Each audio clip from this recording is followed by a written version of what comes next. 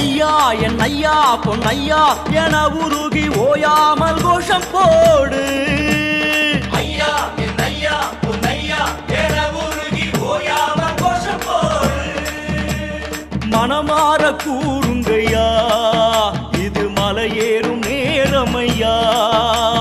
தலபாரம் இறங்கும் முன்னே நம்ம மனபாரம் இறங்குமையா. ஐயப்பான பாடு பொன்னையன தேடு பரவச வழிபாட்டிலே. கட்டுங்கட்டி சபரி காட்டு வழியேறு குருசாமி துணையாகவே. ஐயா என் ஐயா பொன்னையா என உருகி ஓயாமல் கோஷம் போடு.